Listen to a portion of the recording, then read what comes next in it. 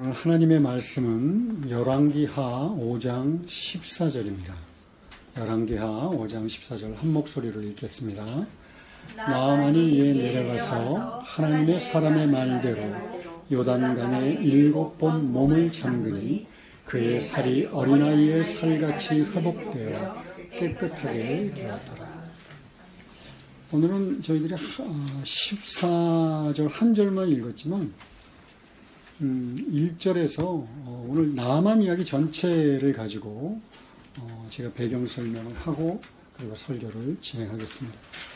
이제 솔로몬 시대에 아주 강력했던 이스라엘이 솔로몬이 죽고 난 다음에 여러분 아시는 바와 같이 남쪽 유다와 북쪽 이스라엘로 이렇게 나뉘어져요. 그리고 그 당시 가장 강력한 제국이었던 아수르 제국이 국내 사정으로 인해서 굉장히 연약해집니다. 약해져요. 그럴 때 솔로몬 시대에는 조공을 바치던 군소 도시국가였던 아람 왕국이 아주 강력한 세력으로 등장을 합니다. 거기에 제2인자이며 전쟁의 영웅이 누구냐면 나아만이에요.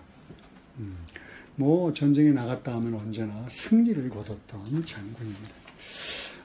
성경에서 크고 존귀한 자였다 이렇게 얘기할 정도로 대단한 인물이었고 많은 사람들이 그를 존경했고 또 그를 두려워했습니다. 그런데 이 나아만 장군한테는 아주 치명적인 약점이 하나 있었어요. 그게 뭐냐면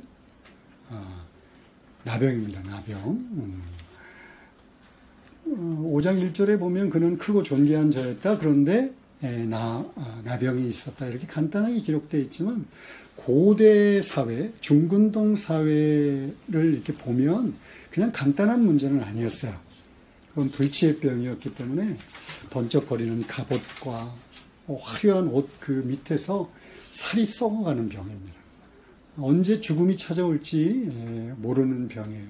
그런데다가 중근동 사회라고 할 때 이 나병은 아주 치명적인 전염병이에요. 그러니까 아무리 존경을 한다고 하더라도 사람들은 늘 그가 오는 것을 꺼려했으니까 틀림없어요. 그러니까 그 차가운 시선에 그런 압박도 느끼고 있었을 겁니다.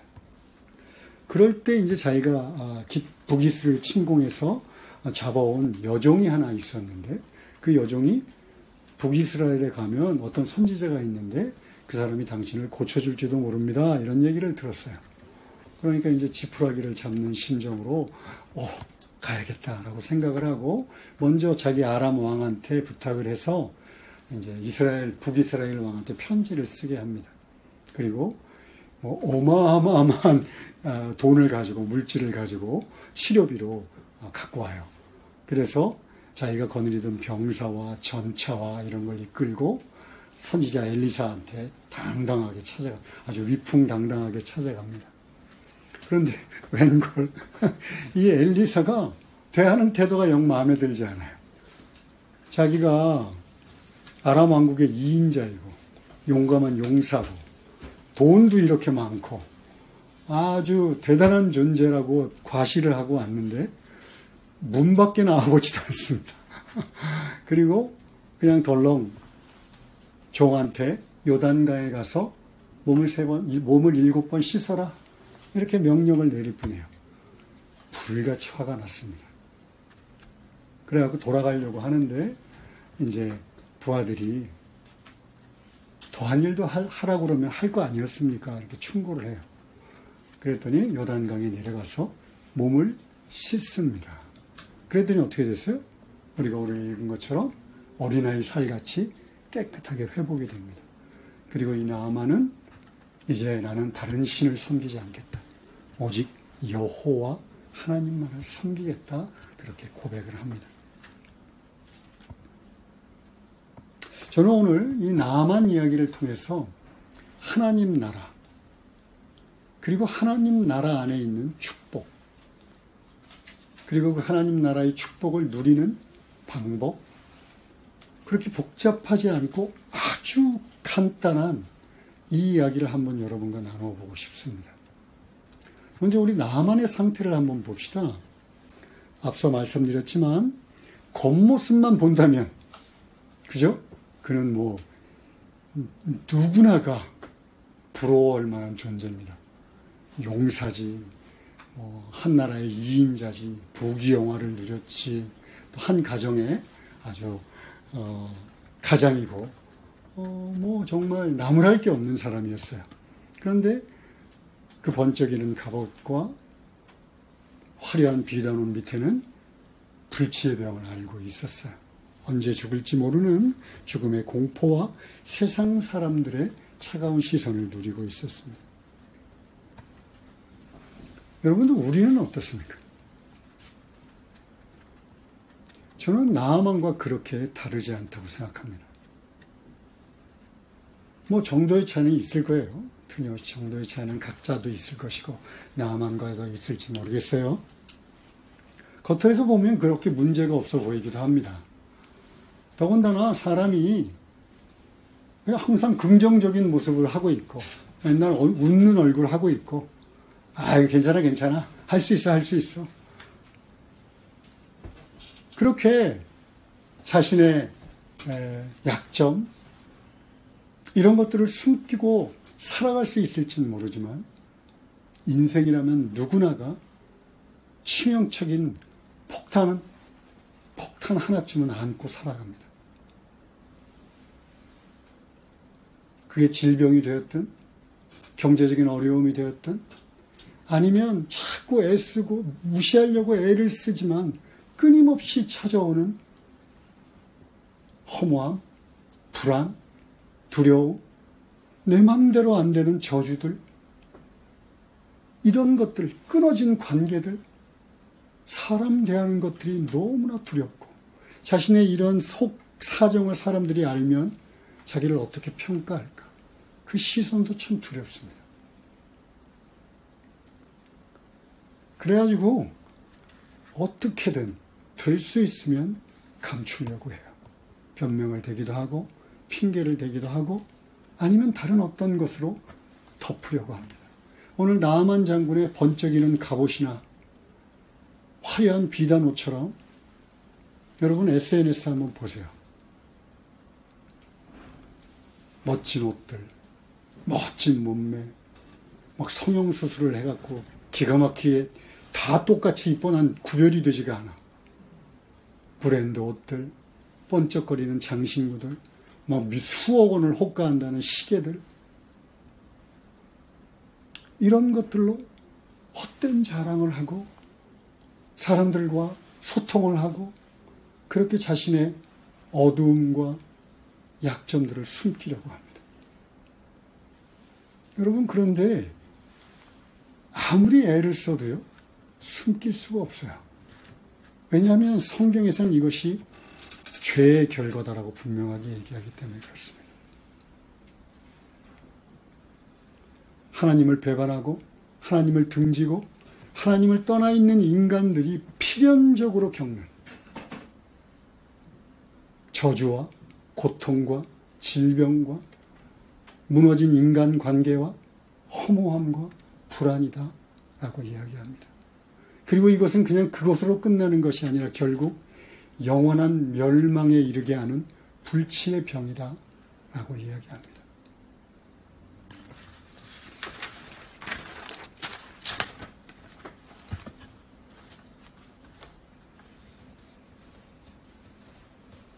오늘 나아만은요, 이 질병을 어떻게든 자기 힘으로 고치려고 최선을 다합니다. 그죠? 그런데 그가 하는 행동을 이렇게 보면요, 거기에 하나님을 거부한 인간들이 취할 수 있는 이 세상의 논리가 그대로 담겨 있습니다. 우리 한번 하나씩 짚어볼게요. 첫 번째, 그는 자기의 왕에게 시켜가지고 이스라엘 왕에게 편지를 쓰게 합니다. 그러니까 강대국의 왕이 좀 약해진 왕에게 편지를 쓰는 거예요. 요즘 트럼프 보는 것 같아요. 정치 권력. 먼저는 정치 권력을 이용해서 자신의 치료의 길을 좀 평탄하게 하고자 하는 욕심이 있었어요. 그런 의도가 있었습니다. 그 다음에 막대한 재물을 갖고 옵니다. 여러분, 성경에 얼마나 기록되어 있냐면 은이 340kg, 금덩어리가 6,000개, 고급 옷, 지금 명품 브랜드 이런 게 아니에요. 정말 가치 있고 귀한 고급 옷 10벌을 가지고 찾아갑니다. 왜요? 내가 이런 사람이야. 내가 이런 존재야.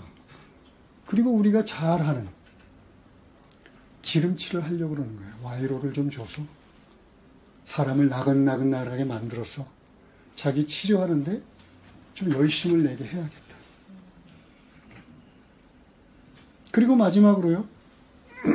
엘리사에게 찾아가는데 병 고치러 가는 사람이 전차를 쫙 끌고 갑니다. 자신들의 병사들을 쫙 끌고 갑니다. 위풍당당하게 엘리사에게 찾아갑니다. 왜요?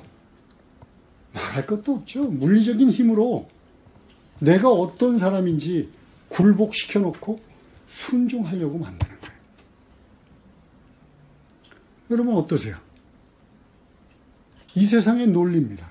정치적인 권력, 돈, 물리적인 힘. 어쩌면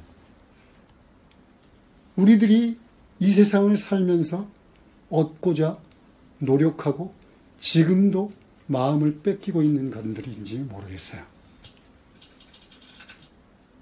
사실 이 세상의 논리, 정치 권력, 돈, 물리적인 힘은요, 그냥 단순하게 이 세상을 살아가는 방식이 아니라 우상이 되어버렸습니다. 우리들이 신앙의 대상이 되어버렸어요. 여러분 솔직히 마음을 한번 점검해 보세요.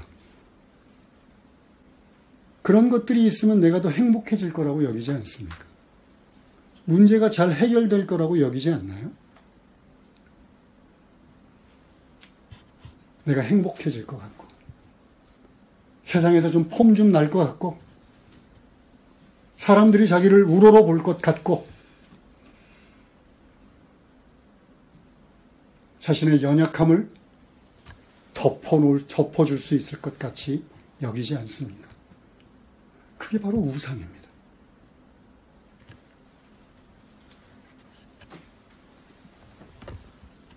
그래가지고 정신없이 바쁘다.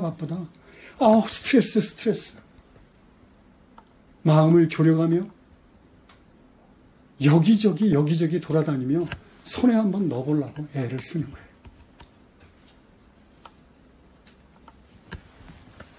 그런데요, 그런 것들은 삶의 중요한 문제들을 해결하지 못합니다. 여러분, 삶과 죽음, 오늘 나만이 직면하고 있는 삶과 죽음, 해결하지 못합니다. 아무리 돈이 있어도 병 걸리면 결국 시간의 문제지 죽습니다.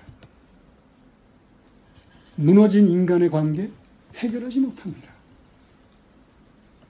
돈으로 행복을 사지 못합니다. 자유를 사지 못합니다. 아무런 환경의 지배를 받지 않는 마음 깊은 곳에서 솟아나오는 기쁨을 누리지 못합니다. 그저 겉모습만의 사랑은 받아낼 수 있을지 모르겠어요. 그러나 진정한 사랑을 얻지 못합니다.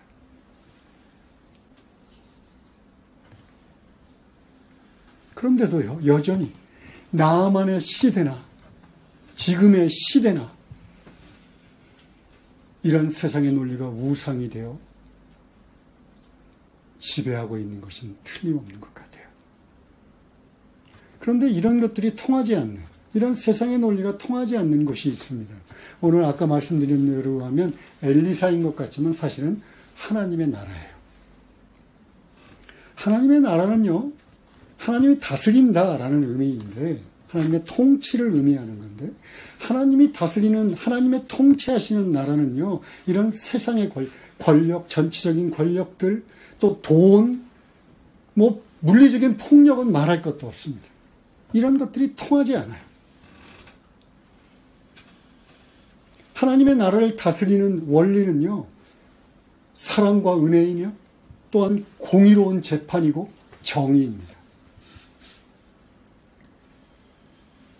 이것들이 연합해서 하나로 되어 있는 것을 성경에서 뭐라 그러면 언약이라고 얘기합니다. 그리고 그것을 우리에게 드러내준 것이 바로 이 성경 하나님의 말씀입니다. 하나님의 나라는 이렇게 통치돼. 하나님의 나라는 이런 것이야. 라고 얘기하는 것이 이 말씀이에요. 그런데 이 말씀이요. 세상의 논리를 우상처럼 섬기는 사람들에게는요. 받아들여지기 어렵습니다. 아니, 이해조차도 되지 않습니다. 그러니까 거부하고 무시하고 심지어 화를 냅니다. 오늘 나아만의 상태가 그랬어요. 나아만에게 주어진 하나님의 통치의 방법은 뭐였을까요? 말씀은. 너 그 교만의 자리에서 내려와서 요르단 강가에 내려가서 몸을 7번 씻는 순종을 해가 하나님이 너에게 하나님의 언약이 백성이 되는 길이야라고 제시하신 방법이에요. 그랬더니 어떻게 했어요? 불같이 화를 냈죠. 그리고 돌아가야겠다라고 생각을 했습니다.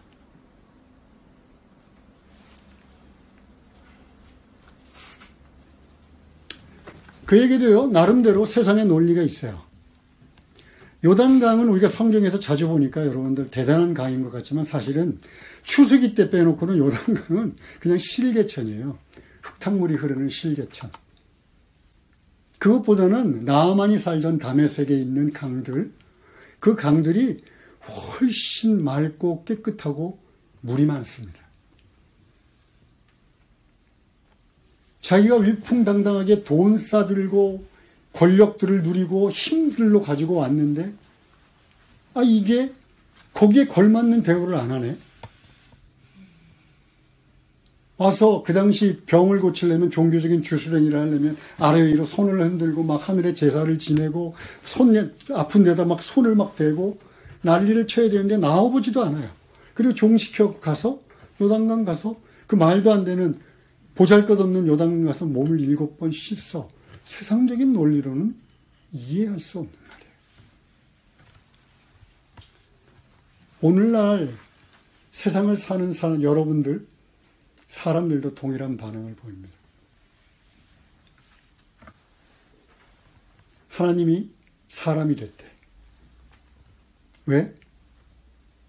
우리들의 죄를 용서하기 위하여 사람이 됐대.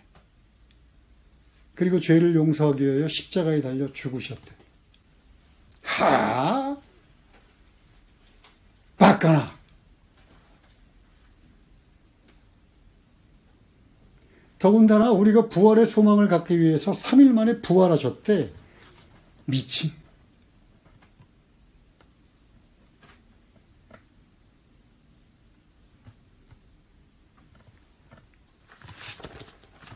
우리가 죄인이고 그냥 놔두면 죄 용서받지 못하면 영원히 멸망당해서 지옥에서 고통받아야 되는 존재래. 화가 납니다. 거부합니다. 무시하려고 합니다.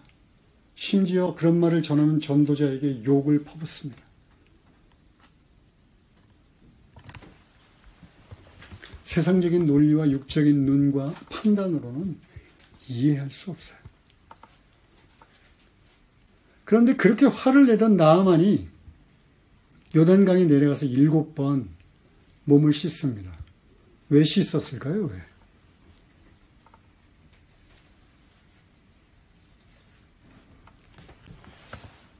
부하들의 충고를 받아들였다 이렇게 얘기하지만 사실 철저한 절망과 그리고 희망에 대한 절실함이 있었기 때문에 그래요. 그는 나병으로 인해서 한 발 한 발 다가오는 죽음의 공포 속에 떨었습니다. 그가 여태까지 그 병을 고치려고 얼마나 노력을 했겠어요. 근데 불가능했어요. 그러니까 말도 안 되는 여종의 한마디에 그 막대한 재물과 권력들을 이용해서 병을 고치려고 온 거예요.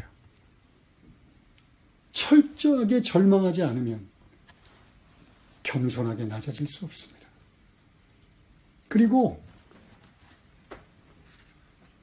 희망을 놓지 않았습니다. 자기가 나을 수 있다는 희망.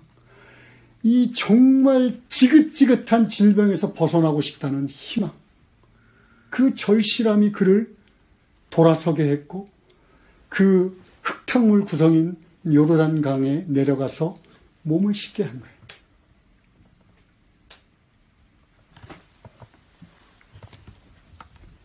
하나님 나라는요, 하나님의 축복을 받는 방법은 이 순종밖에는 없는데, 자기를 낮추고 겸손하게 낮추는 방법밖에 없는데, 이 순종이 사실은 쉽지 않습니다. 자, 지금까지 설교가 나는 아닌데, 나는 뭐 이미 예수 믿었는데, 나는 겸손한데, 나하고는 관계없는 거 아닌가?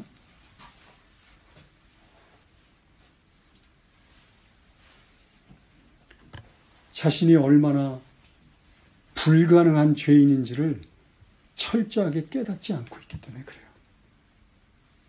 내가 예수 믿었다고 겉으로는 나는 구원받은 존재야, 대단히 거룩한 존재야, 폼 잡고 살지만 얼마나 더럽고 추악한 죄인이라는 것을 생각해보지 않으니까 남의 얘기처럼 들리는 거예요.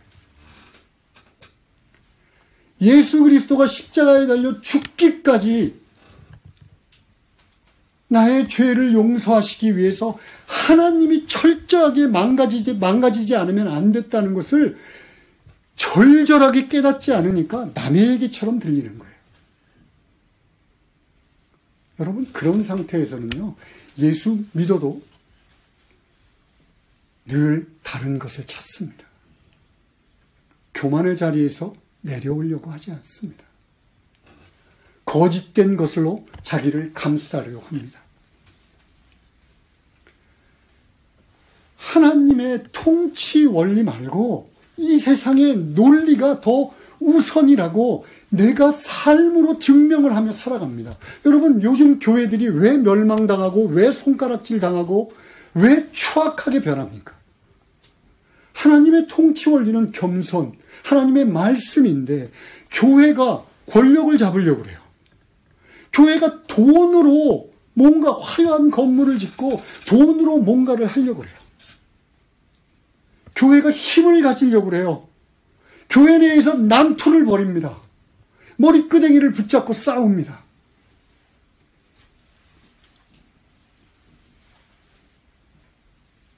자기가 얼마나 죄인인지를 몰라요.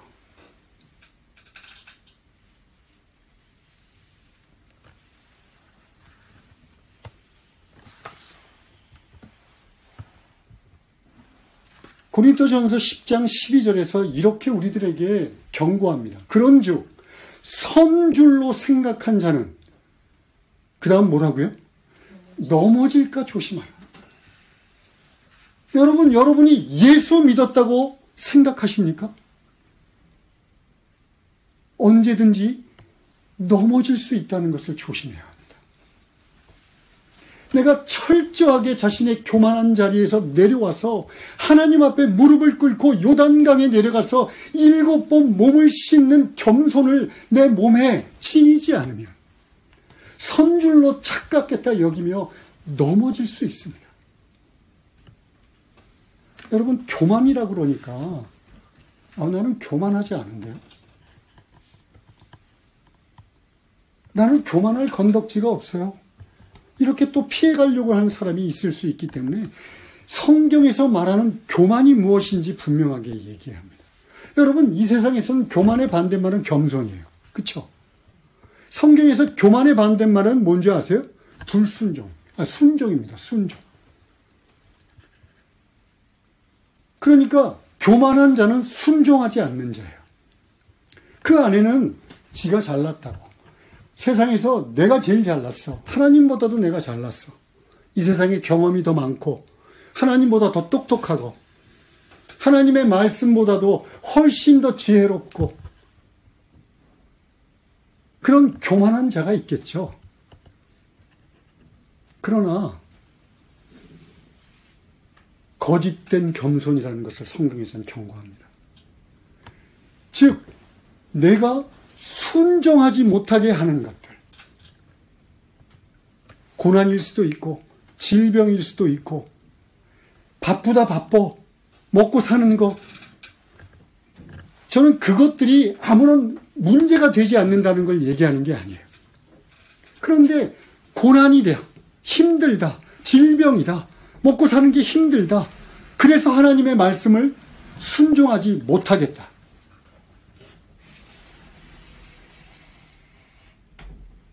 그건 또 다른 교만입니다. 성경은 고난에 있느냐? 하나님께 기도할 것이요. 어려움에 처했느냐? 하나님을 찾을 것이요.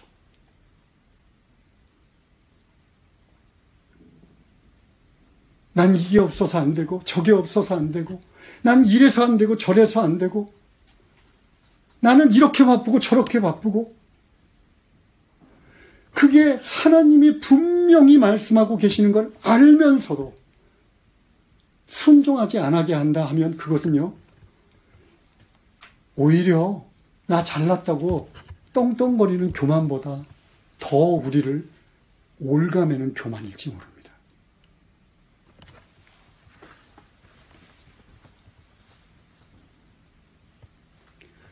말씀에 불순종하는 삶은 불행한 삶입니다.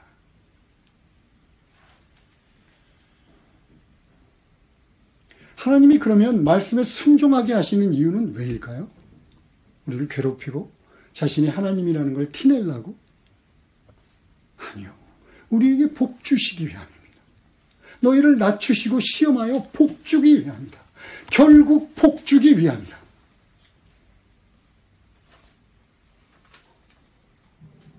그런데 하나님의 나라의 통치 방법은요, 언약 안에 있어요. 이 언약만이 하나님의 사랑과 은혜와 하나님의 공의와 정의로운 심판이 완벽하게 하나가 된 것이 바로 언약 안에 있기 때문에 그렇습니다. 제가 구원을 받느냐 구원을 받지 못하는 얘기를 하려고 하는 것이 아니라, 내가 언약 안의 백성이 되는 방법은요, 오늘 나만처럼 하나님의 말씀이 주어지면 순종하는 거 말고는 없어요. 나는 일단 예수 믿었으니까 내 마음대로 살래. 하나님은 그러니까 일단 내가 예수 믿었으니까 언제든지 나를 돕고 나를 위하고 내가 하고자 하는 건 무조건 들어주고, 세상에 그런 말도 안 되는 방법이 어디 있습니까? 하나님의 나라는 그렇게 통치되지 않습니다.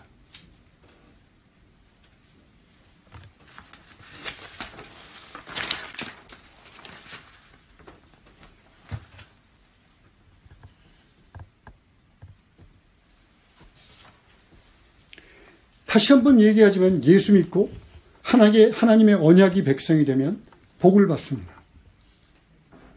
세상의 논리대로 따르는 복은 아닐 수도 있지만 우리들이 참된 가치라고 여기는 것, 여러분 돈이나 권력이나 힘이 가져다 줄 거라고 생각하는 진정한 행복, 영원한 생명, 참된 기쁨, 내 안에 온전히 누리는 자유,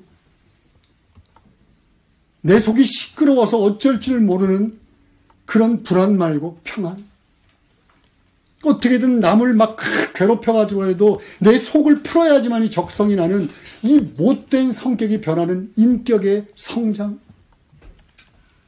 이것들이 다 언약 안에 있습니다. 오늘 처음에 예배 찬양을 했던 것처럼 하나님의 성전 안에 거하는 자들, 하나님을 사모하기를 기뻐해서 하나님의 임재 안에 거하기를 원하는 자들에게 주어지는 축복입니다. 하나님을 거부하면요, 하나님은 절대로 강제적으로 그것을 부어주지 않습니다.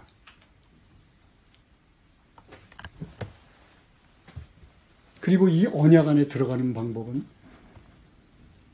겸손히 순종하는 것 말고는 없습니다. 여러분, 내가 늘 아파, 하는 일마다 안 돼, 불행해, 내 안이 늘 불안해, 고통스러워, 허무해. 이 세상 사람들은요, 감추려 살 수 있어요. 그런데 예수 믿고도 그것을 감추려 한다면 그건 진짜 문제가 됩니다. 그때는 예수님 앞에 가지고 나와야 돼요. 예수님 앞에 있는 그대로 나의 그 죄악된 상태를 쏟아 부어야 돼요. 그래야 치유가 일어납니다. 그래야 여러분 복 받습니다. 교회를 그렇게 열심히 다니는데도 이 설교자가 아마 교회를 개척하고 지금까지 하나님의 복에 대해서 아마 100번 이상 강조했을 거예요.